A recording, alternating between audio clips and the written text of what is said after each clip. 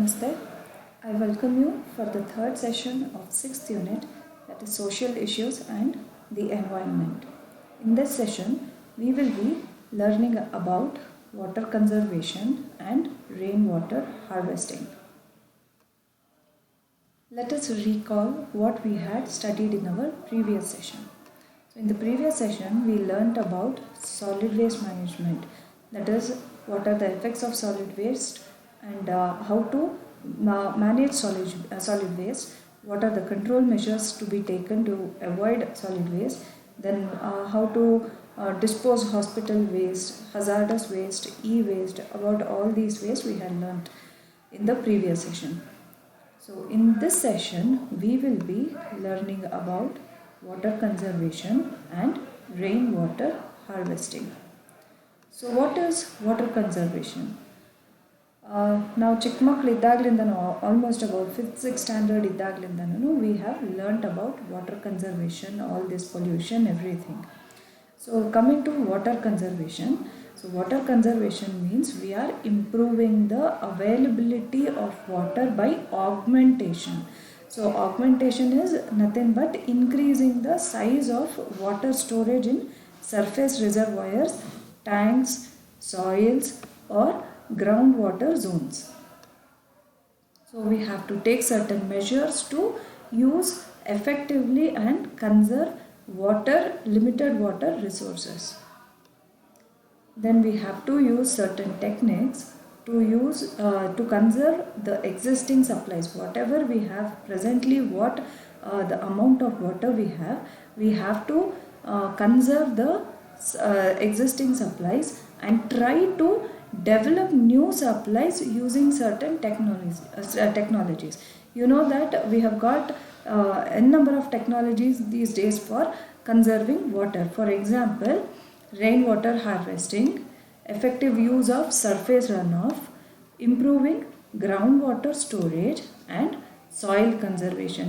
By using these techniques, we can conserve the existing water supplies, or we can also develop new water supplies. Coming to rainwater conservation. So in rainwater conservation, you know that rainwater is a major source of water for us. So in rainwater conservation, how can we conserve rainwater? We will see different types of how we can conserve rainwater using different technologies. So one of the technologies is rainwater harvesting. So ಈ rainwater harvesting ಅನ್ನು ನೀವು ಈಗಾಗಲೇ ತುಂಬ ಕಡೆ ನೋಡಿರ್ತೀರ, ಎಷ್ಟೋ ಹಲವಾರು ಕಡೆ ಇದನ್ನು ಇಂಪ್ಲಿಮೆಂಟ್ ಮಾಡಿದ್ದಾರೆ.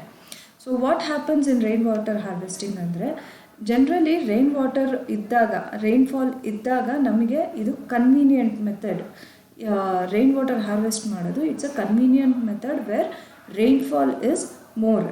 ಫಾರ್ ಎಕ್ಸಾಂಪಲ್, ಈ ನಮ್ಮ ಮಲೆನಾಡು ಕಡೆ ಎಲ್ಲ rainwater ಕನ್ಸರ್ವೇಷನ್ನು ಮಾಡೋದು ಸ್ವಲ್ಪ especially using rainwater harvesting method will be more helpful.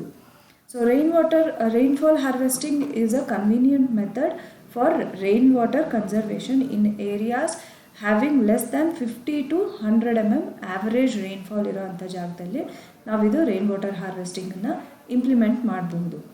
Next soil cover in the form of plastic or rubber ಶೀಟನ್ನು ಯೂಸ್ ಮಾಡಿ ಸಾಯಿಲ್ ಕವರೇಜ್ ಮಾಡಿ ಅಲ್ಲಿ ಸಿಗುವಂತಹ ರೈನ್ ವಾಟರನ್ನು ಕಲೆಕ್ಟ್ ಮಾಡಬಹುದು. ನೆಕ್ಸ್ಟು ಲ್ಯಾಂಡ್ ಆಲ್ಟರೇಷನ್ ಮತ್ತು reduction of soil porosity. Land alteration ಮಾಡಿ ಅಥವಾ ಸಾಯಿಲ್ನ ಸಾಯಿಲಲ್ಲಿ ಪೊರಾಸಿಟಿ ಅನ್ನೋದು ಇರುತ್ತೆ. ಪೊರಾಸಿಟಿ ಅಂತ ಹೇಳಿದರೆ ನಿಮಗೆ ಗೊತ್ತಿರುತ್ತೆ, ನೀರನ್ನು ಹಾಕಿದಾಗ ಲ್ಯಾಂಡ್ ಅಬ್ಸಾರ್ಬ್ ಮಾಡ್ಕೊಳ್ಳುತ್ತೆ. ಸೊ ಅದು ಅಬ್ಸಾರ್ಬ್ ಮಾಡೋದು ಹೇಗೆ ಅಂದರೆ ಡ್ಯೂ ಟು ಪೊರಾಸಿಟಿ ಇರೋದ್ರಿಂದ ಸಾಯಿಲ್ ಅಬ್ಸಾರ್ಬ್ ಮಾಡ್ಕೊಳ್ಳುತ್ತೆ. ಸೊ ಇದು reduction of soil porosity by chemical treatment also can be practised. Next rainfall system ಅಂತ ಹೇಳ್ತಾರೆ. ಸೊ ರನ್ ಆಫನ್ನು ಕಲೆಕ್ಟ್ ಮಾಡಿ ರೂಫ್ ಟಾಪ್ಸಲ್ಲಿ, ಇವಾಗ ಮನೆಗಳ ಮೇಲೆ ಈ ಪಕ್ಕಾ ಹೌಸಸ್ ಇರುತ್ತಲ್ಲ, ಸೊ ರೂಫ್ ಟಾಪ್ಸಲ್ಲಿ ಮಳೆ ಬಂದಾಗ ರೂಫ್ ಟಾಪಲ್ಲಿ ಕಲೆಕ್ಟ್ ಆಗುವಂತಹ ಮಳೆ ನೀರನ್ನು ತೆಗೆದುಕೊಂಡು ಅದನ್ನು ವೇರಿಯಸ್ ಪರ್ಪಸ್ಸಿಗೆ ನಾವು ಯೂಸ್ ಮಾಡ್ಕೋಬಹುದು. For example, domestic purpose like ಮನೆಯಲ್ಲಿ ಬೇಕಾಗಿರುವಂಥ ಹೌಸ್ ಕೀಪಿಂಗ್ ಪರ್ಪಸ್ಸಿಗಾಗಿರ್ಬಹುದು, ವಾಷರ್ಸ್ಗಾಗಿರ್ಬೋದು, we can use this collected rainfall. Next sometimes irrigation ಪರ್ಪಸ್ಗೆ ವೇರ್ ರೈನ್ಫಾಲ್ ಇಸ್ ಮೋರ್, ಆ ಜಾಗದಲ್ಲೆಲ್ಲ even for irrigation purpose for short duration we can use this rainfall system ಅಂತ ಹೇಳ್ತೀವಿ. Next weather modification.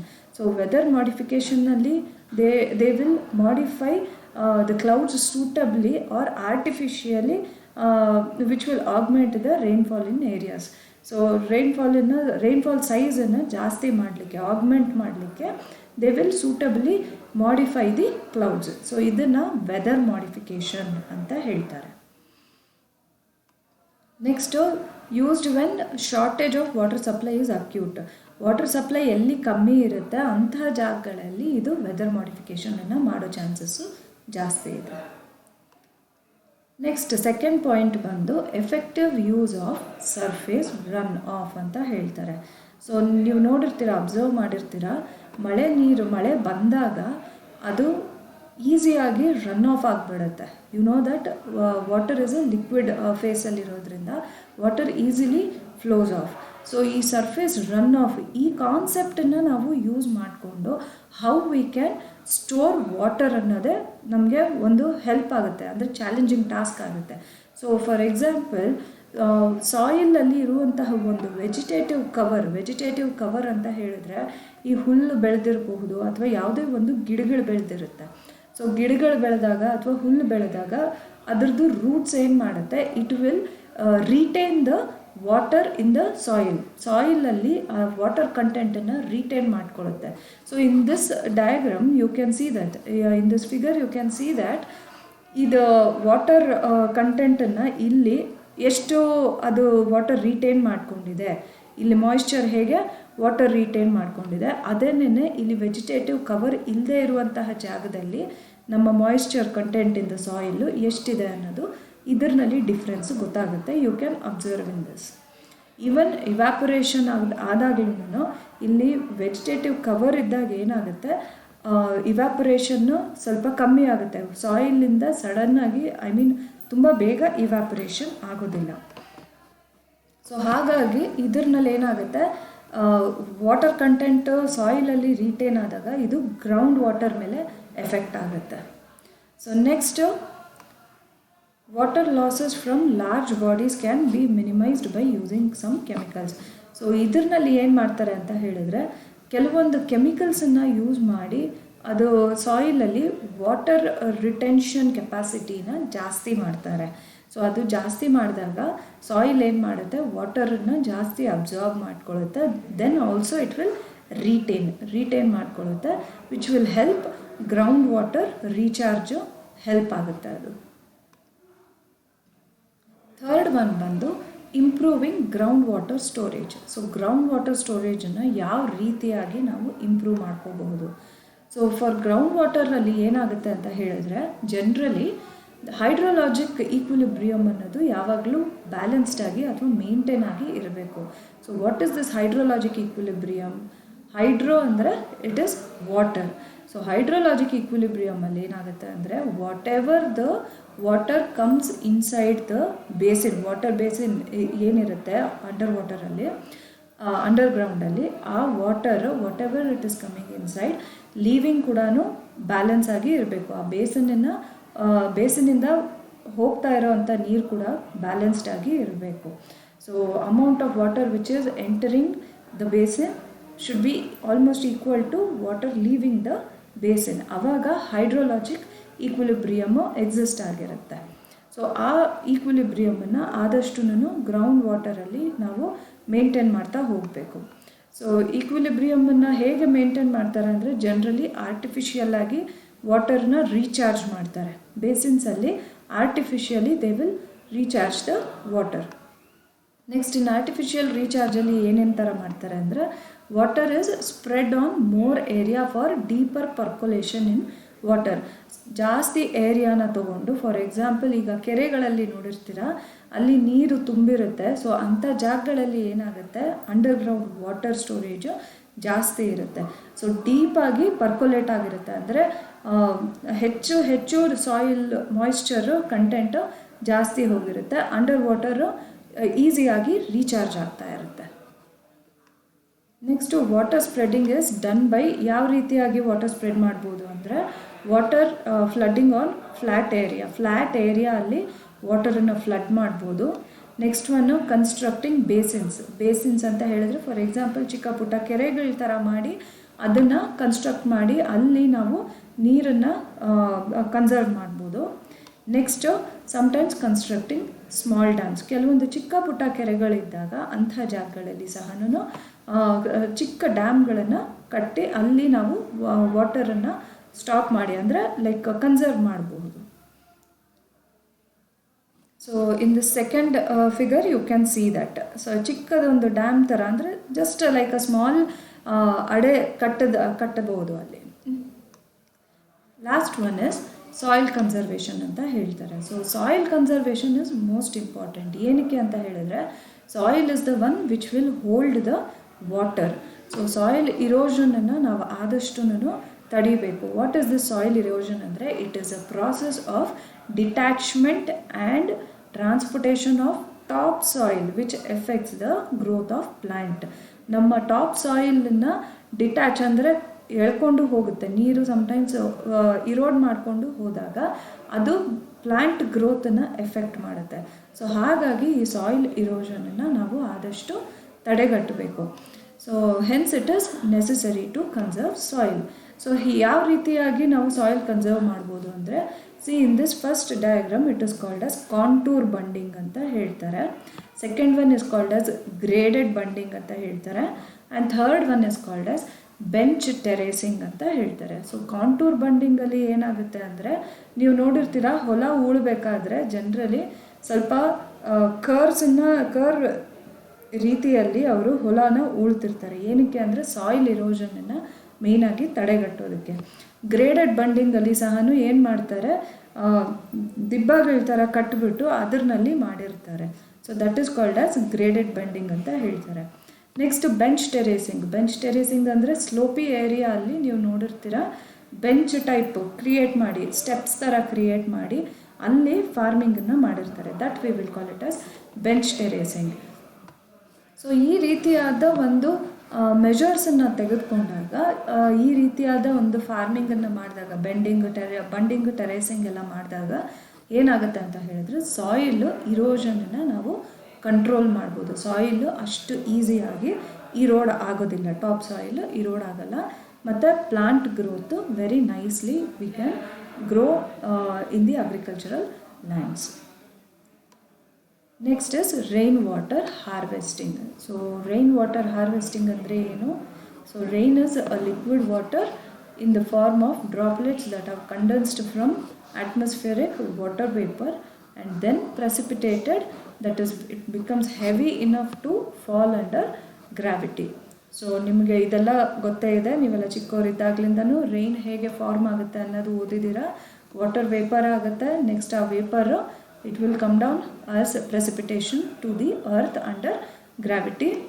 Next we know that rain is a major component of the water cycle and is responsible for depositing most of the fresh water on earth. ನಮಗೆ fresh water deposit ಆಗಬೇಕು ಅಂತ ಹೇಳಿದ್ರೆ rain plays a major role. Okay, and it helps in and it is a major component in water cycle. So rain ವಾಟರ್ನ ನಾವು purify ಮಾಡಿ then we can drink it. This we will do generally. We have seen many people doing this. So simply one the purification ಮಾಡಿಕೊಂಡು directly we can drink the water. Next, rainwater harvesting is a process or technique of collecting, filtering, storing and using rainwater for domestic irrigation and various other purpose. So rainwater harvesting, now generally it is a technique which will used for collecting, then filtering and then storing ಆದಮೇಲಿಂದ again we can use rainwater for domestic purpose or irrigation purpose or various other purpose. So let us see what is this rainwater harvesting in a little detail.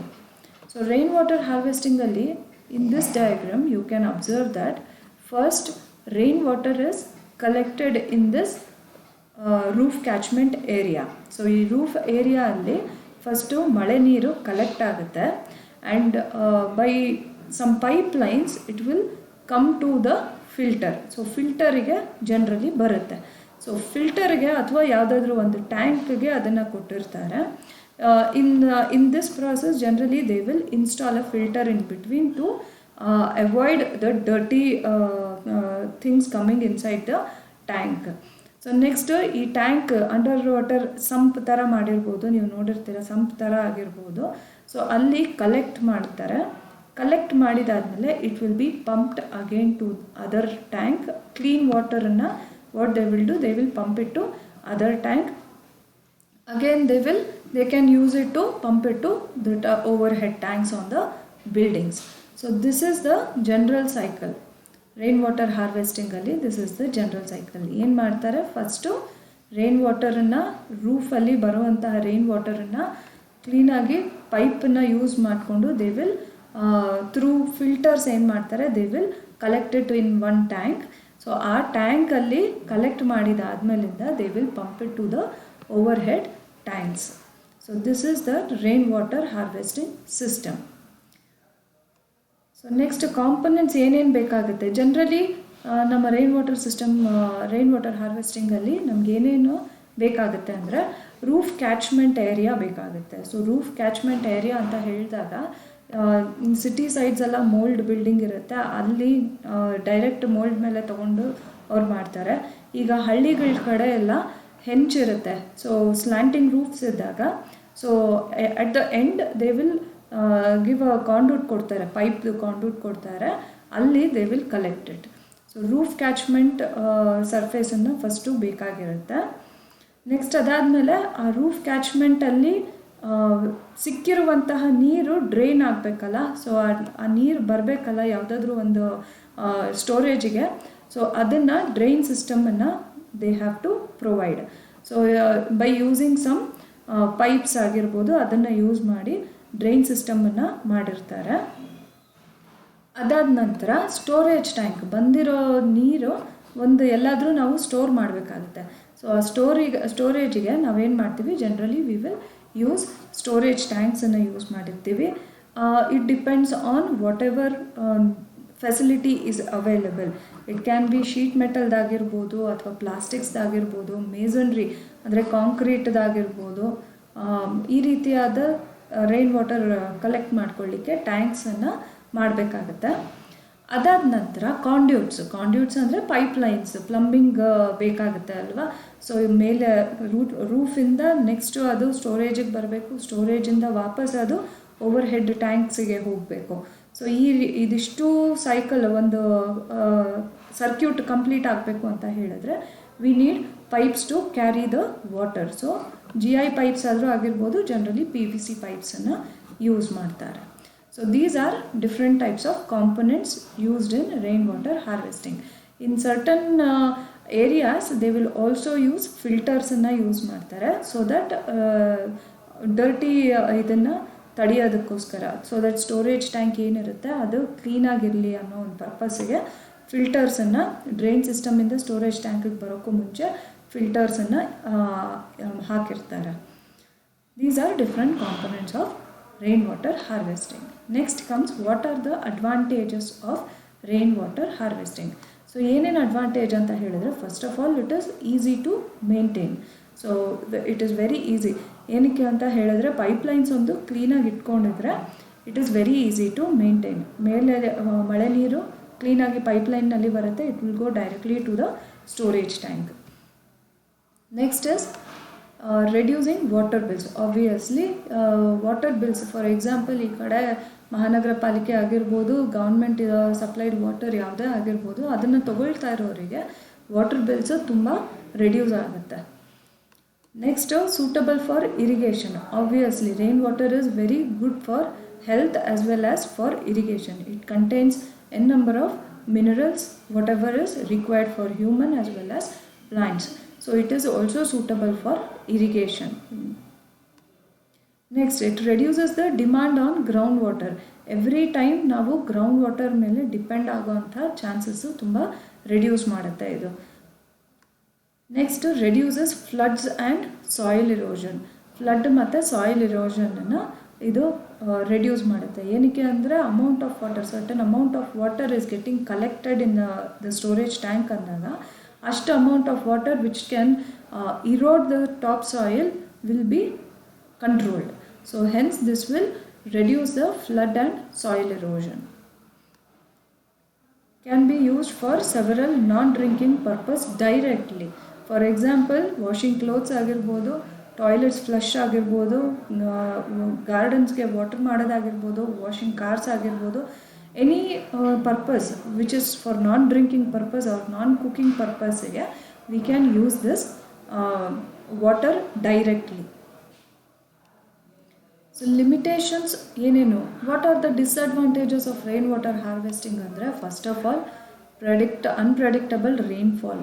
ನಾನು ಆವಾಗಲೇ ಹೇಳ್ದಂಗೆ rain water harvesting ಬಂದು it is most useful in the places where rain water is more expect ಮಾಡೋಂಥ ಜಾಗದಲ್ಲಿ V can use this rain water harvesting. So unpredictable rainfall ಇರುವಂತಹ ಜಾಗದಲ್ಲಿ rain water harvesting ಸ್ವಲ್ಪ ಅಷ್ಟು ಯೂಸ್ ಆಗೋದಿಲ್ಲ. Next initial high cost. Obviously ಇದು 10 to 15 ಇಯರ್ಸ್ವರೆಗೂ ಬರೋದ್ರಿಂದ ಇದರದ್ದು ಕಾಸ್ಟು ಹೈ ಕಾಸ್ಟು ಇದ್ದೇ ಇರುತ್ತೆ. Initial high cost as I told you, ಪೈಪ್ಸನ್ನು ಅದರಲ್ಲಿ ಇರಬೇಕು, ಅದಾದಮೇಲಿಂದ ವಿ ನೀಡ್ ಫಿಲ್ಟರ್ಸ್ ಇರಬೇಕು, ಮತ್ತು ಸ್ಟೋರೇಜ್ ಟ್ಯಾಂಕನ್ನು ಕನ್ಸ್ಟ್ರಕ್ಟ್ ಮಾಡಬೇಕು. ಸೊ ಆಲ್ ದೀಸ್ ಥಿಂಗ್ಸ್ ನಿಮಗೆ ಇನಿಷಿಯಲಿ ಹೈ ಕಾಸ್ಟ್ ಅಂತ ಅನಿಸುತ್ತೆ.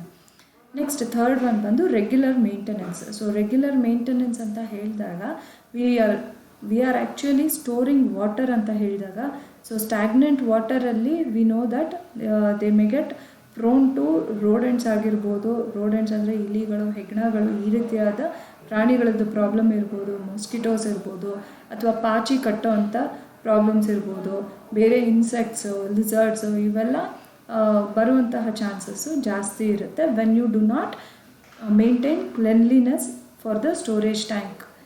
Okay, so regular maintenance of the system should be regularly done.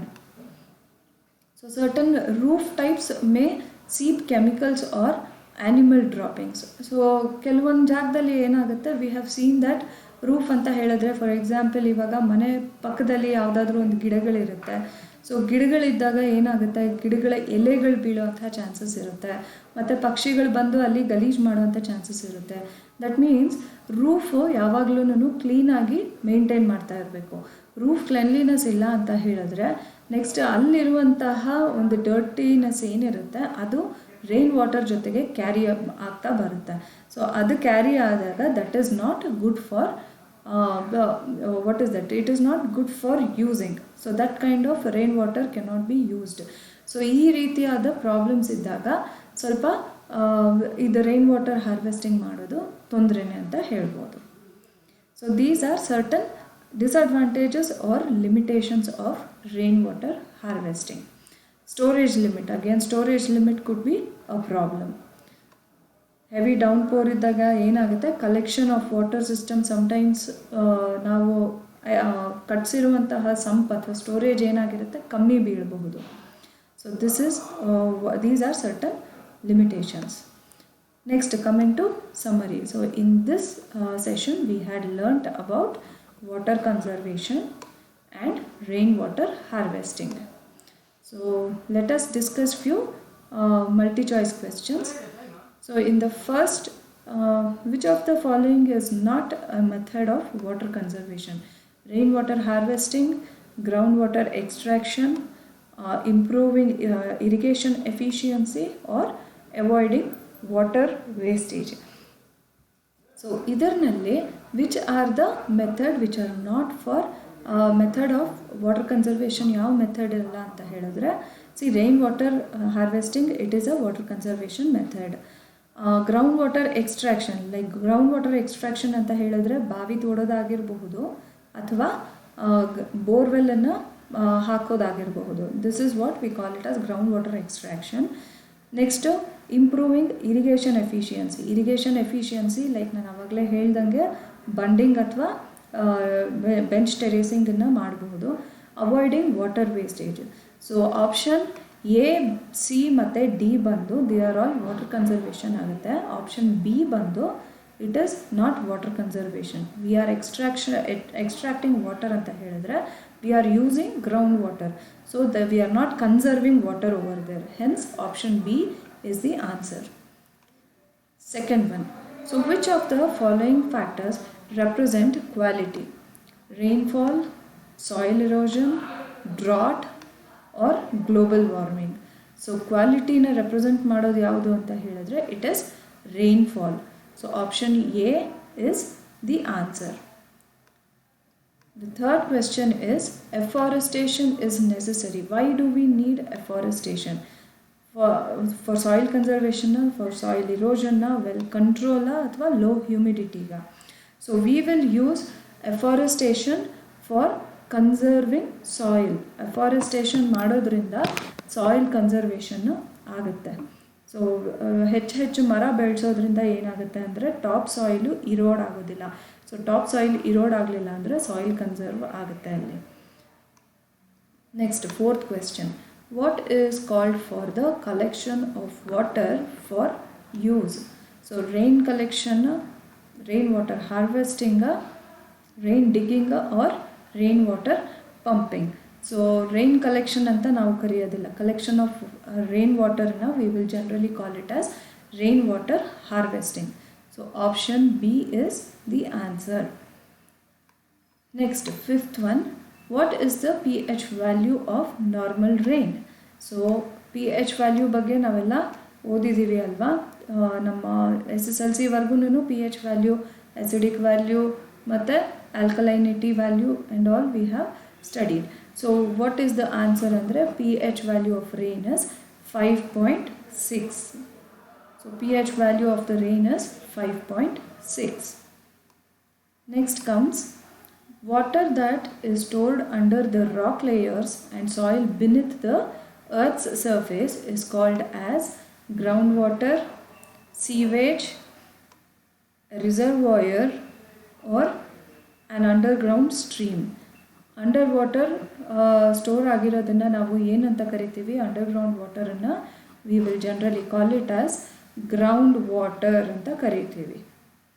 So water which is stored under the rock layers and soil beneath the earth surface. Earth surface ಗಿನ್ನ ಕೆಳಗಡೆ ಇರುವಂತಹ rock layers ಮಧ್ಯ ಇರುವಂತಹ ಅಥವಾ soil ಮಧ್ಯ ಇರುವಂತಹ ವಾಟರ್ಸನ್ನು ನಾವು ground water ಅಂತ, underground water ಅಂತ ಹೇಳಿ ಕರಿತೀವಿ. So option A is the answer. Seventh question. Which of these is not an advantage of rainwater harvesting? So easy to maintain, reducing water bills, suitable for irrigation, next initial high cost. ಇದರಲ್ಲಿ ಯಾವುದು it is not on advantage ಅಂತ ಹೇಳಿದ್ರೆ easy to maintain. ಕೆಲವೊಂದು ಇದರಲ್ಲಿ easy ಇದೆ, ಇದು rain water harvesting. Next reducing water ಬಿಲ್ಸನ್ನು of course reduce ಮಾಡುತ್ತೆ. ಸೂಟಬಲ್ ಫಾರ್ ಇರಿಗೇಷನ್ಗೆ ಸೂಟಬಲ್ ಆಗಿರುವಂತಹ ನೀರು ನಮಗೆ ಸಿಗುತ್ತೆ. So next, initial high cost. See, this has initial high cost. Initial investment rainwater harvesting system ಅನ್ನು ಅಳವಡಿಸಬೇಕಂದ್ರೆ ಇನಿಷಿಯಲ್ ಇನ್ವೆಸ್ಟ್ಮೆಂಟ್ ಜಾಸ್ತಿ ಬೇಕಾಗುತ್ತೆ. So this is an advantage. So option D is the answer. Going to next question. Which is the method of rainwater harvesting? Rooftop rainwater harvesting, surface runoff harvesting, both A and B, none of the above. So rain water ಹಾರ್ವೆಸ್ಟಿಂಗ್ಗೆ ನಾವು ಯಾವ ರೀತಿಯಾದ ಹಾರ್ವೆಸ್ಟಿಂಗನ್ನು ಮೆಥಡನ್ನು use ಮಾಡ್ತೀವಿ? Roof top rain water harvest ಮಾಡ್ತೀವಿ ಅಥವಾ surface run off ಹಾರ್ವೆಸ್ಟಿಂಗನ್ನು ಸಹ ಮಾಡ್ತೀವಿ. So answer is C, both A and B. Coming to 9th question. Which of these is not a disadvantage of rainwater harvesting? ಈ 4 ಆಪ್ಷನ್ನಲ್ಲಿ which is not the disadvantage? So unpredictable rainfall, storage limit, regular maintenance or reduces floods and soil erosion. So reducing floods and soil erosion, this is not a disadvantage of rainwater harvesting. So regular maintenance ಮಾಡೋದು, it is a disadvantage. Storage limit ಬಂದು, it is a disadvantage. Unpredictable rainfall ಬಂದು, it is a disadvantage. But reducing floods and soil erosion ಬಂದು, this is an advantage of rainwater harvesting. Hence option D is the answer. So last one, various techniques used to conserve existing supplies and develop new supplies. Which is the technique? That is rainwater conservation or effective use of surface runoff or soil conservation or all of the above. So in rainwater conservation, we will while discussing the advantages, we had seen that this also reduces floods and soil erosion. Then effective use of surface runoff, even in this one we are improving the water storage. In this one soil conservation ನಲ್ಲಿ ಕೂಡ ನಾವು soil moisture ಅಥವಾ underground water recharge ಅನ್ನು help ಮಾಡೋದಕ್ಕೆ we are using the soil conservation. Hence option D, all of the above is the answer. We are using all of the techniques for conserving water supplies. So option D is the answer. Here are the key answers for all the above questions. Thank you all.